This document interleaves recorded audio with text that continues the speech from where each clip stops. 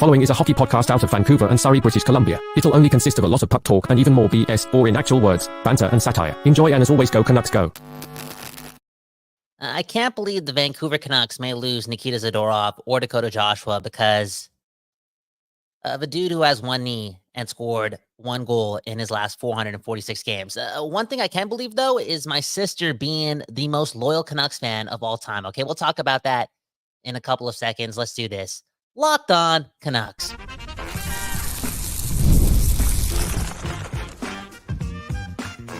You're Locked On Canucks, your daily podcast on the Vancouver Canucks, part of the Locked On Podcast Network, your team every day. Hey, welcome to another episode of Locked On Canucks. My name is Trevor Beggs, co-host of Locked On Canucks, and also a Canucks writer way back since 2013.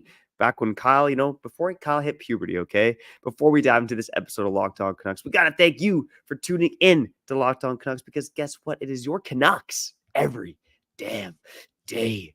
We're part of that Locked On Podcast Network, and if you haven't done so already, make sure you go subscribe, like, follow for free on YouTube or wherever you listen to podcasts, okay? And we got to make the big bucks here on Locked On Canucks, and that's why we got to shout out our sponsors. And today's episode is brought to you by Game Time. Download that Game Time app, create an account, and use code LOCKEDONNHL for $20 off your first purchase. A guy who doesn't need a discount on tickets is Ilya Mikheyev, but potentially this guy could maybe use a discount on some airplane tickets if he gets shipped out of town. So let's talk about the trade that could change everything for the Vancouver Canucks. And maybe that's a bit dramatic, but we're talking about a guy making $5 million who right now is a third, fourth liner on your Vancouver Canucks. So I've dug back through past trades in terms of cap dumps. We'll talk about the options for the Vancouver Canucks, what we think is going to happen. And again, we'll get into the reports from Dan Milstein and the Vancouver Canucks as well. Before we do all of that, let me introduce my co-host. I wish I was as cool as him, Kyle Bowen. How's it going, brother? Dude, I wish I was as cool as you. Again, you're as cool as a cucumber. You're not emotional at all. What's happening in hockey in the moment, right? The Edmonton Oilers are still playing games. Trevor Beggs just doing his thing, loving his children, living day by day, not focusing on other emotional things. And here I am praying, hoping, ordering a Florida Panthers t-shirt prior to Game 6 tomorrow. Okay, I got to do it. I'm going to an Oilers bar tomorrow in Vancouver. Okay, there's an Oilers bar in Vancouver. I'm going to watch the game there tomorrow. My cousin from Calgary, who I just stayed with, who let me stay in his house, who was a diehard Oilers fan, a season ticket holder, he's coming down. He needs a place to watch the game. I'm gonna watch it with him. And again, I need some Florida Panthers memorabilia. Okay. Speaking of going to the game, bro, my sister, she's in Alberta. She had an opportunity to go to Game 6 tomorrow. She's not going. And I'll tell you why in a couple of minutes. But first, we got to talk about Ilya Mikheyev, okay? Because, man, oh, man, it's been a crazy week for the Vancouver Canucks. A lot of money being spent, a lot of questions around, Zadorov, Joshua, what's going to happen. And underneath all that noise is the fact that, holy bleep, like, we're going to lose one of those guys. Like, Joshua's an outlier. He's a really good player. A player that can get better. We're going to lose Zadorov, our second best defenseman in the playoffs. And why are we going to lose these guys? Because we got Ilya Mikheyev making $5 million a year for all the love we have for Patrick Allvin and Jim Rutherford. They failed so bad on their assessment of not only the player and the speed, but the injury that Ilya Mikheyev did endure in his time in Toronto. Yeah, you know what? I'm not going to give Patrick Allvin and Jim Rutherford too much of a hard time for that. Look, I didn't like the signing at the time because, again, you're giving a lot of money to a guy who at the time was, not really a top six forward. You're paying him with the thought that he could be a top six forward. And, when he signed the contract, he had like 32 points in 55 games for the Toronto Maple Leafs. So he was on that pace, right? But you get injured in the first period of your first preseason game with your new team. I mean, he hasn't been the same player since. And even despite that, he put up some okay numbers last year. In his first year with the Canucks, he put up some okay numbers at the beginning of this season. And really, it all kind of fell apart. Ironically, and that's kind of the troubling thing about Mikheyev, is it started to fall apart at a time where theoretically this guy should have been ramping up, right? He was more than a year past knee surgery, and all of a sudden he's a worse hockey player than he was before.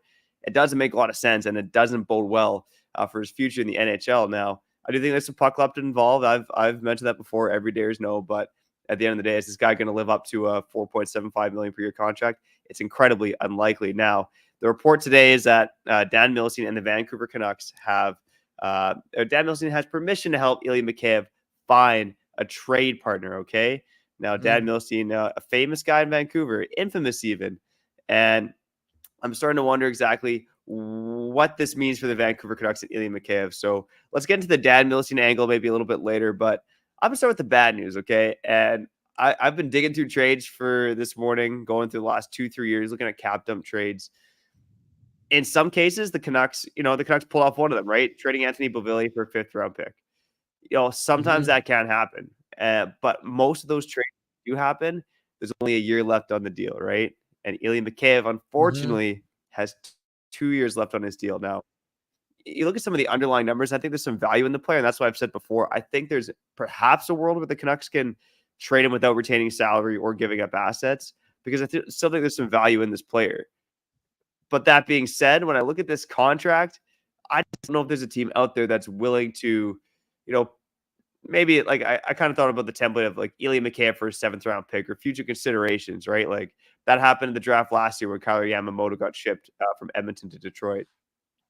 It can happen, but it's unlikely, and usually the guys that get dumped in that trade only have 1 year left in their deal. So I'm getting pessimistic, man. I think the Canucks, if they're going to trade Mikheyev, unless they find some team who just absolutely loves the player, I think they're gonna have to attach some assets to get rid of him. Or the other option is, instead of really like getting rid of the salary and clear cap space, it's trading for another player, maybe at a bit of a lesser cap hit, who has had their own struggles as well. Whoa, a lot going on there. So many left and right turns there. So many options. What are the Canucks going to do? All of the above. AKA, I truly do believe Alvin and Rutherford, okay? Badasses in the NHL, okay? Real talk, ruthless guys. They're not putting the phone down.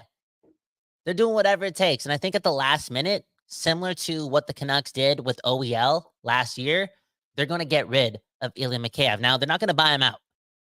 They're not doing that. Aquilini has a bunch of seats to put in Rogers Arena, some new seats. Like, he's not forking out millions with 2 years left on Mikheyev's deal. It's not going to happen. That being said, I'm looking at the 2025 draft, not the 2024 draft, because we have -4 draft picks coming up in a couple of weeks or next week or whatever. I'm looking at that 2025 draft, and I'm looking at a 2nd-round pick. I'm looking at San Jose, Chicago, one of those guys. You know what I'm saying? It's the truth. And if you want to talk about Chicago, right? I look at the 2025 draft as a draft where they would love to still acquire a bunch of picks, not necessarily to use to pick players, but you're going to be going into year 3 of Connor Bedard, right? If we're fast forwarding to next summer, and they could use a lot of these extra picks to get a lot better with some real NHL talent. So again, I can see, and I will see, I'm predicting this, Ilya Mikheyev, he's not playing another game for the Vancouver Canucks. I think it's really apparent that in order for this team to get better, make strides, yeah, Gensel would be cool and all that jazz. Keeping one of Joshua and Zadorov continues to add on to the culture and the identity that the Vancouver Canucks are trying to build, okay? They have a lot of room in their in the room for improvement to be a better offensive team, right? They got to have more flair. They have some top end talent leaning to that. But man, oh man, this team is good defensively. And here's the other thing, Trevor. We saw it in the first 2 rounds of the playoffs. They're a tough team. They want to be a tough team. They want to be an aggressive team. Who's tough? Who's aggressive? Who's good at hockey? Joshua and Zadorov. It's a must that they keep one of these guys. I'm not going to call it a must because I don't think it's going to happen, to be honest with you. Okay, but no, if they get rid of Mikheyev, it's because of that. It's because of that. It's because to keep one of those guys. Those guys are good players, man. They did good work for the Vancouver Canucks in the last 2 months of the season, okay? Last month of the season. We talk about changing the culture, the identity. Some of these individual players, they actually did that. Yeah, it was a team effort, But again, the way Joshua and Zadorov play the game of hockey, it totally evolved the way Vancouver Canucks fans and this organization see the game of hockey. Like, we need to be a tough team. We need to be a big team. It's the Pacific Division. It's the Stanley Cup playoffs. Like, you don't want to lose two of those guys, especially for Ilya Mikheyev.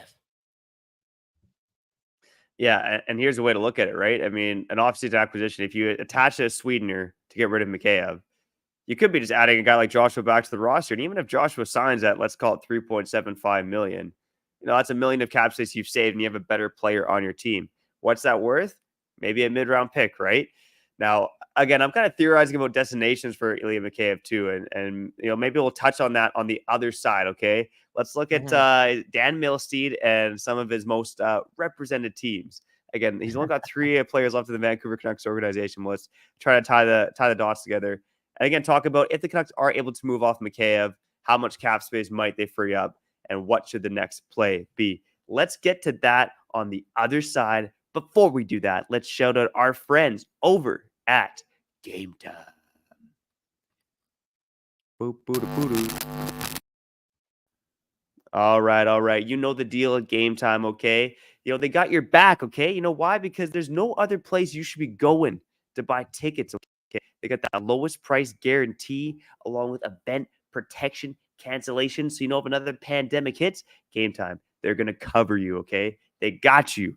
And right now the NBA might be over, but there's still at least one more Stanley Cup Finals game. And you know what? If you are trying to go see the Edmonton Coilers on Friday night in Edmonton, Alberta, it's going to be expensive. But you know what? Prices, they tend to go down the closer it gets to puck drop, okay? That's just the stats, baby. And you know what? If you don't want to spend the big bucks to watch the Coilers lose the Stanley Cup on home ice, you can find other things too, like MLB, CFL, concerts, comedy theaters, and more. You can find it all on Game Time. So make sure that you go download that Game Time app, create an account, and use code LOCKEDONNHL for $20 off your first purchase. Terms apply. Again, create an account and redeem code LOCKEDONNHL for $20 off. Download Game Time today. Last minute tickets, lowest price guaranteed.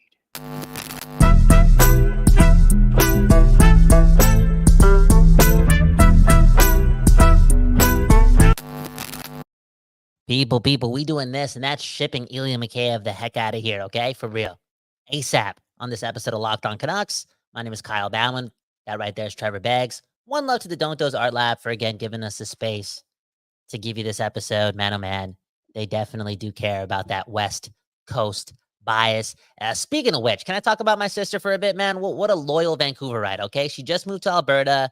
Apparently her man, their family's like a big-time Oilers family, or maybe just like an Albertan hockey family. And they have the opportunity to go to the game on Friday, right? Game 6, the biggest game in Canada since 2010, right? My math is correct. Or 2011. No, 2010. And she hit the group chat up and saying she's not going. She's not going. And then she had other people in the family let her know that, yo, you got to take advantage of this opportunity. This is game 6. Like, this is different. This is a different experience, all this jazz. And she mentioned how she's going to be living on this earth for the next like 50, 60, 70 years. She's going to, have a chance to see Vancouver do it. It's all good. It's all good. I'm not going to the Oilers game to watch this team play, right? And she wouldn't support the Oilers. She would, rock some Panthers gear. She would do her thing. But what if she buys a hot dog at the game? You know what I'm saying? What if she buys a beer at the game? What if she buys a nude vodka soda at the game? You get what I'm saying? What is she doing? She's theoretically adding to the Oilers' revenue. And the last time I checked, McDavid needs a new contract in 2 years. Draisaitl needs a new contract in a year. Bro, she's loyal. She's loyal. She's not going to Game 6 of the Stanley Cup Finals to witness history because she's a Canucks fan. Give me a round of applause. Press the applause button. Everyone that's watching this, hit the like button, okay? For real. She doesn't have Bowen in her blood. She has blue and green in her blood.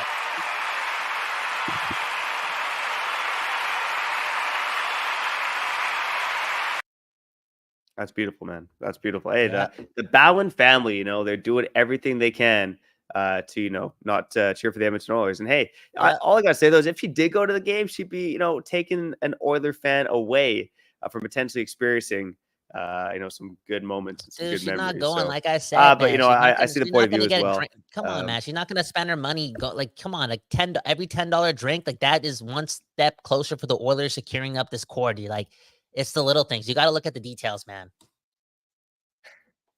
Yeah, real Got to talk, look at the man. details. I'm looking at the details when I'm thinking about a potential Ilya Mikheyev trade as well. Now, one of the things you can do is look at his agent, right? Dan Milstein, okay?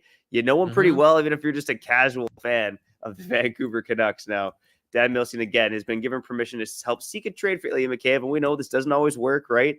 Happened with Brock Besser a season ago, and that didn't really work so well. But I'm looking at some of the teams where his most represented clients are, and I'm trying to tie the dots here. Now, let's go through some of them, and I'll mention a couple of teams that I think might make sense for Mikheyev. And again, it's more so about what makes sense for Mikheyev, because the Canucks at the end of the day are not getting much back, or they're attaching a sweetener to get rid of this guy. But again, when I'm looking at some of the teams involved here, so some of Dan Milstein's most represented teams is the Calgary Flames first and foremost. There's 6 players in the Calgary Flames, the Tampa Bay Lightning with 5, the Islanders with 4, then a handful of other teams with 3. But I'm going to tell you 2 teams that stand out to me in terms of potential suitors for Ilya Mikheyev. One is the New York Islanders, because it just seems to me like the New York Islanders are that mediocre organizations that's always chasing, the secondary guys, the glue guys, to help improve their team. And Ilya Mikheyev kind of fits that mold. He would make the Islanders a faster team. That's for sure. He's got some familiarity with good old Bo Horvat there. But with the trade with the Islanders, I think the Canucks would have to take a player back, right? Because the Islanders are getting close to the cap. So it would be like, do you get John Gabriel Pajot, who's at a very similar cap and also 2 years left, to be the 3rd line or 4th line center on that team? Another guy, too, could be Casey Zizekas. Again, 3 years left at $2.5 million. Is he your 4th line center? Kyle, I'm gonna guess you puked in your mouth a bit of those options, but maybe tell me how you feel about trading Mikheyev to the Islanders if it meant taking back a roster player. I like it, but at the same time, I'm doing my best to not get anyone back. You get what I'm saying? That's kind of where my mind is at. Now, can I ask you about Casey Zizekas? Okay, for real. I feel as if for a long time, maybe prior to this season, he was a part of the best 4th line in the league, right? That's kind of the shtick with him, Cal Clutterbuck, and I think Matt Martin, right? If I'm correct, at 2.5, that's more money than quote unquote Teddy Bluger would be making, more money than Pius Suter would be making. Is that appealing to you? I know you're getting $2 million off the books with Mikheyev, but are you throwing in a sweetener too? Is Zizekas enough to push the needle, or again, are you just better off just having the money? You're better off having the money, in my opinion. And that's why I'm going to go to the second team on my list here. And it's the Los Angeles Kings. They got a couple Milstein clients there. Vladislav Gavrikov is the biggest of the 2 clients. Now, again, trading with division rivals doesn't always happen too often, but with the LA Kings, I think there's a couple reasons why I think Mikheyev could be a fit there. First and foremost, LA has the cap space. They got a couple big RFAs to sign, Quinn and Byfield first and foremost, but they actually have quite a bit of cap space remaining. And I feel like Mikheyev fits the mold of how LA Kings want to play hockey, which is pretty boring, pretty structured defensive hockey. That's exactly the kind of hockey I think where Ilya Mikheyev can excel. So to me, I think that's a team where you could trade Mikheyev there, maybe attach a 4th round pick, get him off the books, and move on with your life. So to me, the LA Kings actually might be one of the most likely suitors for Ilya Mikheyev. Yeah. I could see Rutherford and Alvin being maybe a little reluctant in giving him to somebody in the division. I know this is saying a lot because he's like a effing 4th liner, right? But I'm just touching on what you said earlier this week, and also something that Harmon said on Donnie and Dali. There still very much could be a player in Mikheyev. You know what I'm saying? In the bottom 6. And Harmon brought up a guy like Connor Brown and what he's doing for the Oilers late in the season in the Stanley Cup Finals, right? Janmark as well, if I'm saying his name right. Those type of guys with speed. Does Mikheyev get enough foot speed back with more quote unquote rest and still become dynamic? Again, saying a lot for a guy who has 1 goal in 77,000 games, but really fast players, really, really fast players, with Mikheyev's base skill set can be X factors. And do you want to give a guy like that to LA? I don't know. I mean, if you're really believing in Mikheyev as a player, I think they'd probably keep the guy, right? So, maybe kind of wrap up the show. Let's do another ad break. I might have to pop out a few minutes early. But let's talk about what the Canucks can accomplish if they are able to move off all of or very close to all of Mikheyev's cap hit. That's coming up on the side here on Locked On Canucks. Again, you're listening to Locked On Canucks, your Canucks every day. Let's shout out our friends over at Ultimate Hockey GM before we wrap up the show, baby. All right, Locked On Canucks fans, I want to take a moment to bring up one of our partners, the mobile game, Ultimate Hockey GM. Ever dreamed of becoming an NHL GM and managing your hockey franchise? Do you think you could run the Canucks better than Patrick Allvin? Or maybe even Jim Benning? Dun, dun, dun. Well, your dreams can come true, baby. And if so, this is the game that's most definitely for you. Manage every strategic aspect of your team, play through the seasons, and lead your team to glory. Hire the right coaches and staff, trade players or draft picks, navigate through free agency and the draft, all in a challenging and realistic game world. As a Canucks fan, you know there is no offseason. GMs are constantly making moves at every point of the year to improve their team's chances to win, and that's why I think you're going to love this game, okay? Ultimate Hockey GM is completely free and playable offline. Play on the go as you want and when you want to. By the way, Locked On listeners get 100% free boost to their franchise when using the promo code Locked On NHL in the game store. So make sure to check it all out. To download the game, visit hockeygm.app or look it up in the App Store. Ultimate Hockey GM. Start that dynasty today.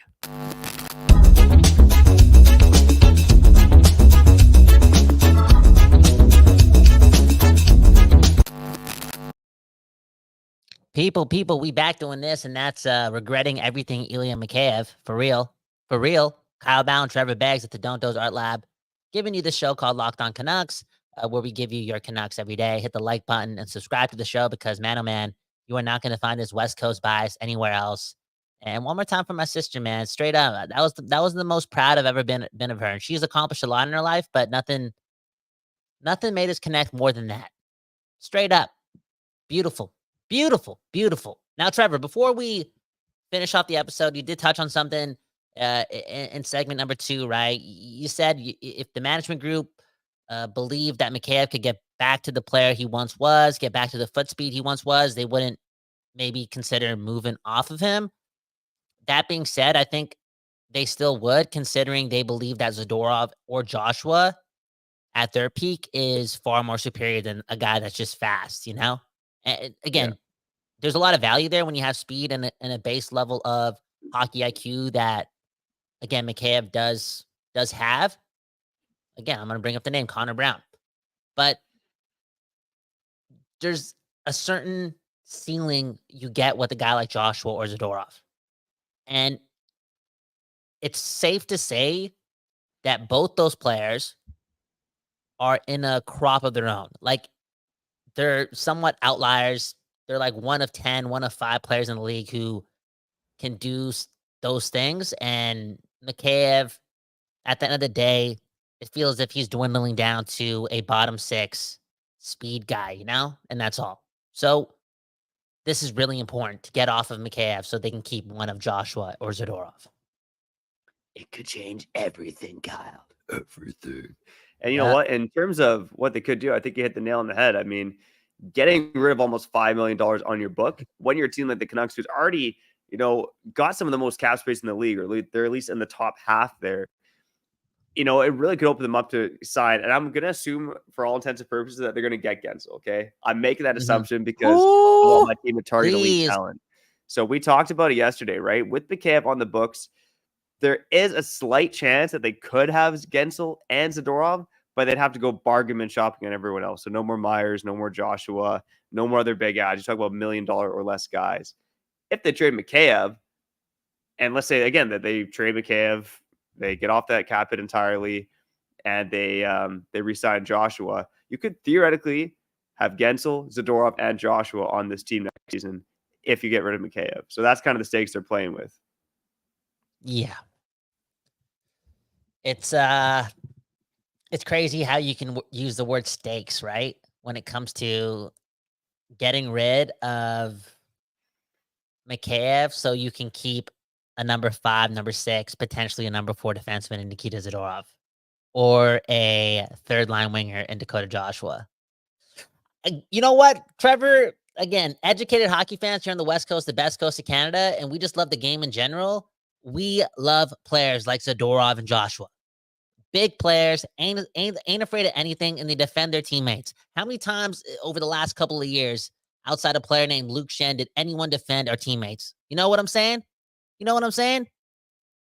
Those two guys matter to this fan base and the organization, and more notably, Rick Tocchet. Yeah, Tocchet signs apparently didn't work on Ilya Mikheyev, unfortunately, despite oodles of opportunities. And let's check out this comment from Red Risotto, and this is the really pessimistic version of Mikheyev. He said, Toronto didn't want Mikheyev for a handful of peanuts. He sucked this season. He was dead weight in the playoffs. His value is 0 at best. He might have to pay for someone to take him. Look, I've said it before, and every day is no. I do think there is a world in which teams actually have to see some value in Mikheyev. But the problem is he's got 2 years left. If he had 1 year left, I do believe you could swing a deal, get him off the books, and maybe even acquire like a late round draft pick. But because he's got 2 years left, I think that possibility is slim to none. Because even if you look at his underlying scoring profile, like I was looking at some of the points per 60 stats, even strength, he's up there with guys like Chandler Stevenson last season. Because, early on in the season, he's scoring at a first line rate at even strength. And now a lot of that is kind of puck luck going his way. And that completely dried up in the second half.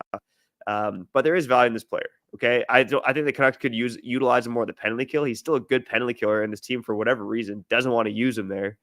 So I think there's some untapped value in Mikheyev. But again, the Canucks right now, if they're going to move off him, are going to have to attach a sweetener. I'm almost certain of that because he's got 2 years left on his. And he has 1 goal in his last 4,567 million games, bro.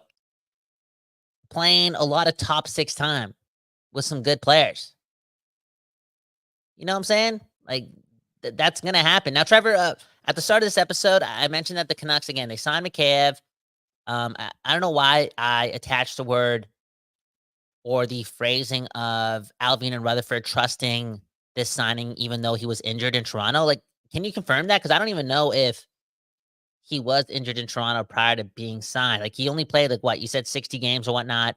Maybe that injury was far not relevant to a knee injury. But just again, like, circle back to that point. Like, you can answer that first. But the second part of my question is, like, what do you think Alvin and Rutherford saw in this guy to give him that? Because that was one of the first signings on July 1st. It was one of the bigger contracts. And to me, it was extremely surprising. Like, not just because Vancouver did it, but if any team gave Mikheyev that much, I would have been still a little confused, bro. Yeah, I mean, look, he cashed in on a season. Like, he had a great season going into free agency, right? He had 21 goals in 53 games while playing kind of middle 6 minutes. He had 2 goals and 4 points in 7 playoff games, and he was really, really quick in those playoffs. So I think he just had a great season at the time where he was about to get a contract, and he was rewarded for it.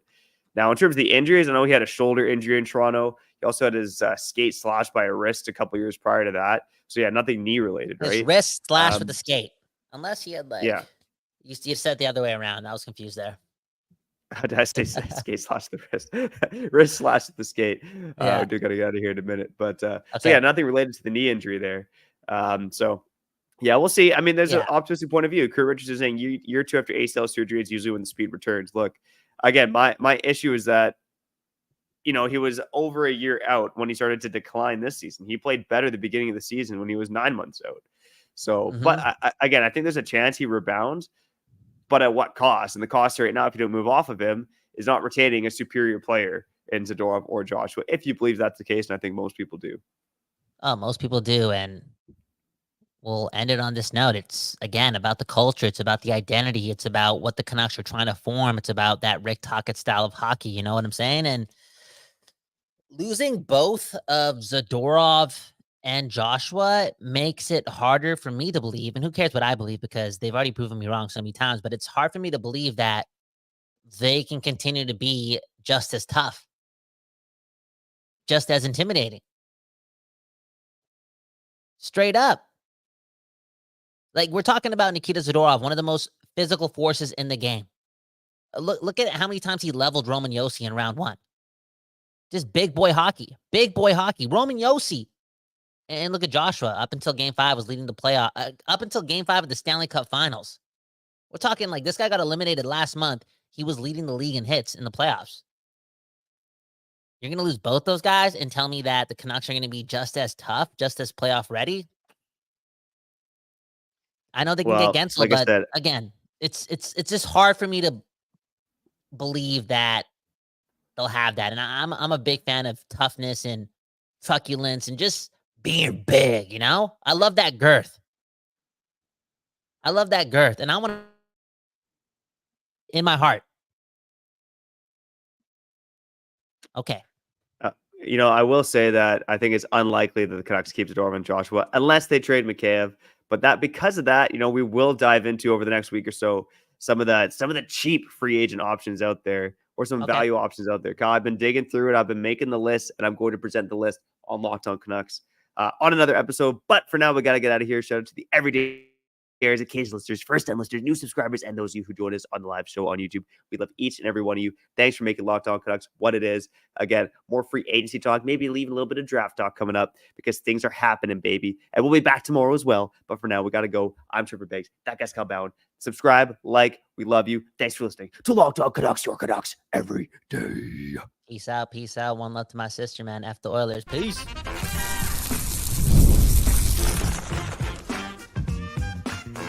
You're Locked On Canucks, your daily podcast on the Vancouver Canucks, part of the Locked On Podcast